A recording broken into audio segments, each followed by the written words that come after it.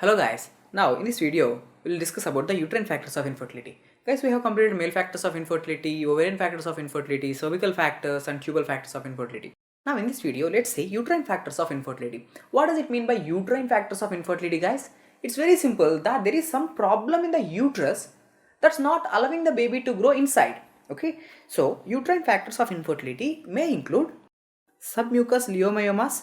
What does I mean by? Guys, we have already discussed in the topic of uterine fibroids where submucous leiomyomas are especially associated with the abortions. Okay, see, whenever you are having a fibroid inside the uterine cavity, okay, that is submucous leiomyoma, it's going to be associated with the implantation failure, and it's going to be even associated with the ascent of the sperms into the fallopian tubes. So such submucous leiomyomas will cause abortions, so that can lead to infertility in the female.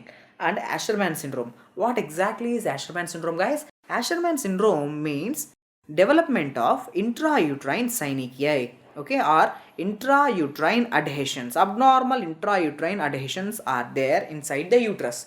So usually Asherman syndrome is seen with, Asherman syndrome is seen in the conditions of genital tuberculosis, pelvic inflammatory disease. We have seen, right? Pelvic inflammatory disease due to chlamydia and gonorrhea, ascending infection due to chlamydia and gonorrhea, where it will cause endometritis. Okay, so that endometritis is going to resolve with scar formation. So intrauterine scar formation or intrauterine adhesions is known as Asherman syndrome. So whenever such abnormal intrauterine adhesions are present, means do you expect that this female will go into pregnancy? Absolutely not. Why? Because there is no proper endometrial lining for implantation.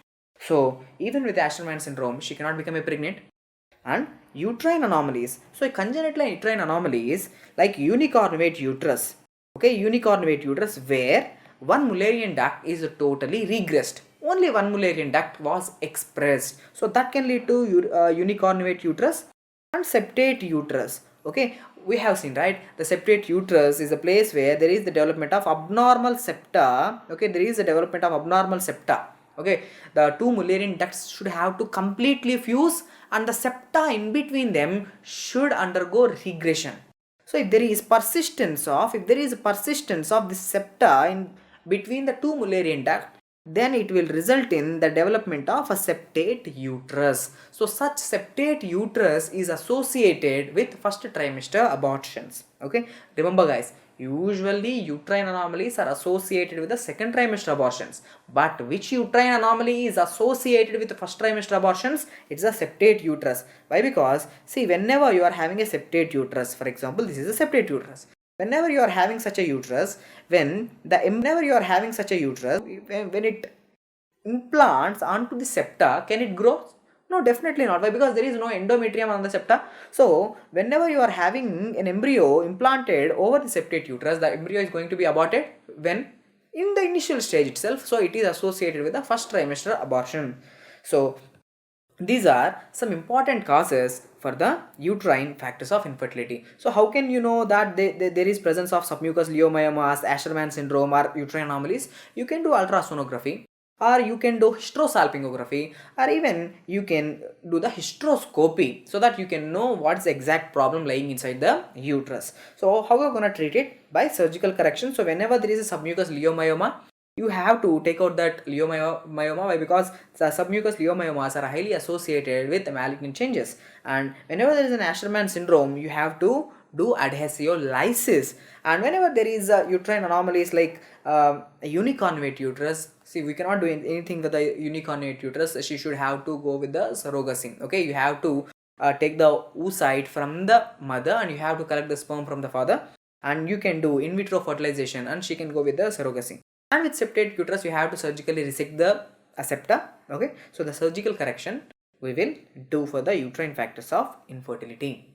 Now let's see some important points about the luteal phase defect or LPD. See, what exactly is this luteal phase defect, guys?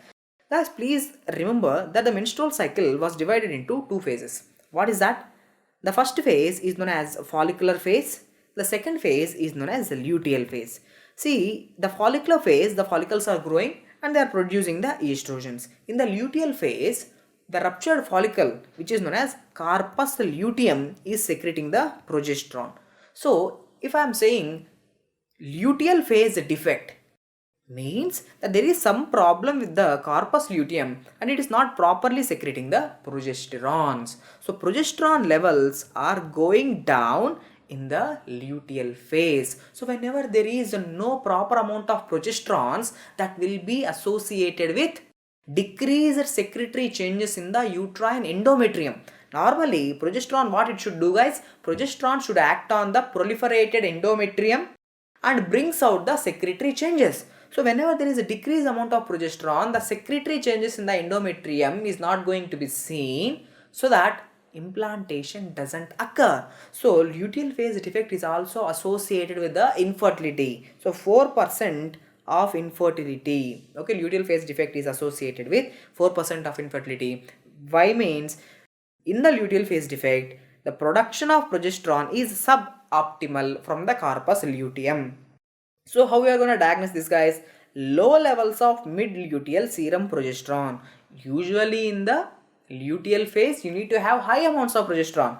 So mid-luteal progesterone, if it is less than 10 nanograms per ml, it's a diagnosis that the corpus luteum is not properly synthesizing enough amount of progesterones.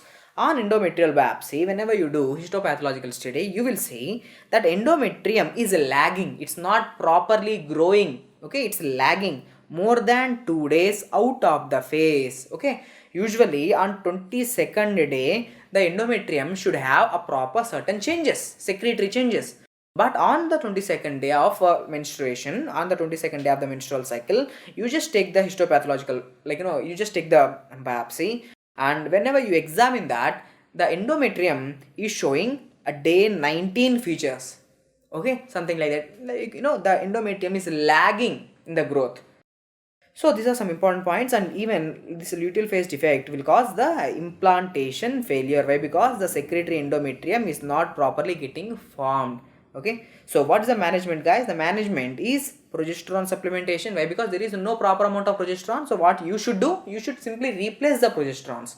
So that's the management for the luteal phase defect. So we have completed all the factors of infertility, male factors of infertility and female factors of infertility. Hope the lecture is helpful. Thank you.